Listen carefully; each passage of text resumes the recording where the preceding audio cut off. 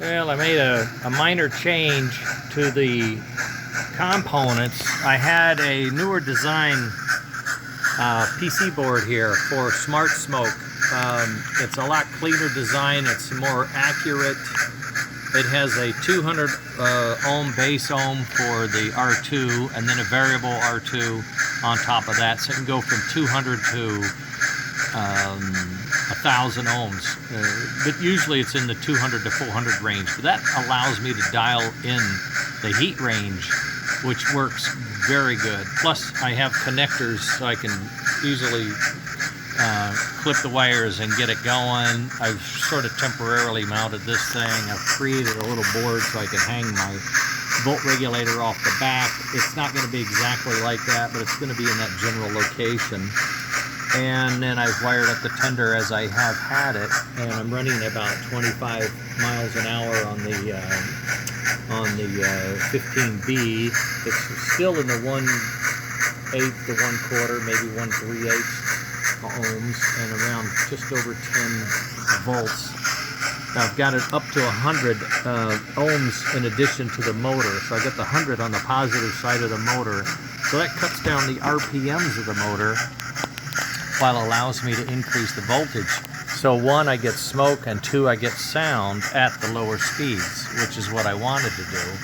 And it carries it pretty well as you speed up, and you can see the smoke. If I get it with some more contrast besides white, you can see the smoke increases. But about anything over 90 on this thing, say 90, 95, 100, the chuff circuitry just runs out of response capability, and it just starts to break up and then it goes silent. It just can't handle the signal that it needs to at that rate. So at 120 you're in silent speed mode, stealth I guess. But you bring it back to 90, you still have some good chuff sounds and whatnot, and then you can take it down to the very low and still have the torque issue on low speed. So I'm gonna have to experiment. I wish there was a way I could increase this ohms as I increase the voltage. I know it sounds silly, but increase the voltage to the smoke and the sound, but not the motor. I'll have to play with that. I'm sure there's a way circuits can be designed to do that. I just don't know enough double E stuff. But I'm feeling good about this. The packaging, of course, is not right because this is the height, okay? We have to stay below that, but I just clipped it on here. I'm probably gonna have to set it over here side by side with this guy. It's shorter, so it might fit a little better. And this guy's so tall, I'm gonna have to cut openings and have things stick through, like this heat sink and that big cap on the bottom. They're gonna have to stick through, probably. So it's gonna be a little funny looking on that. But also, off of this plate that I've made, I'll do a 3D print of that when I'm done, but it will be very easy to come out and increase the width under the tab shape of the shell, the engine shell. So it's going to come out and it'll look like a step underneath, and it'll have a tapped hole. Oh, I got this thing's turned around. But it will have a tongue that will bolt onto that. So it will look like a drawbar off a K5 or a Hudson. That's what I want to get to.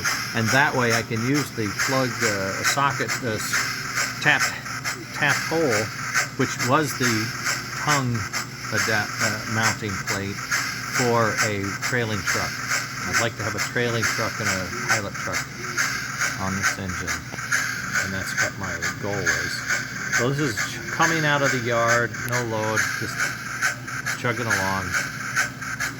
At slow speed, when you have the linkage, and that linkage is bright chrome, remember? The bright chrome linkage, the chuff sound, a little bit of smoke, pulling a very decorative, fancy train, it's going to be really sharp, I'm positive. So I'm comfortable with everything going on so far. Get it up to 90, it's a screamer, it's smoking, it's carrying on. And great sounds, a good speaker. Had that speaker made by Ed Golden in Schaumburg, Illinois. He's Golden Hands. If you don't know him, he's really cool. the motor from S&S, Steve, and out west, and Carl Tuveson's puff board. Carl Tuveson fixed this controller for me. Carl is a wonderful guy, and he taught me TMCC. He hooked me on TMCC. He's my mentor, my godfather for getting into this stuff. So really appreciate his inputs. So we're doing okay. We got doctor's appointments and shopping, so this afternoon's gone.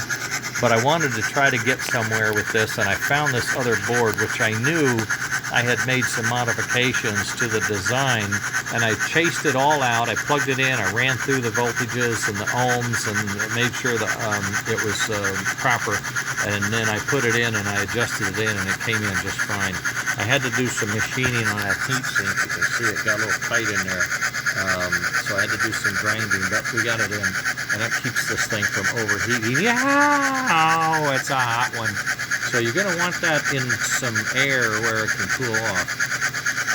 But it is, at this lower speeds, yeah, it's going to be taking some heat out of it. Anyway, that's where we are. I'm going to cut it short today. Tomorrow's another day, so should be fine.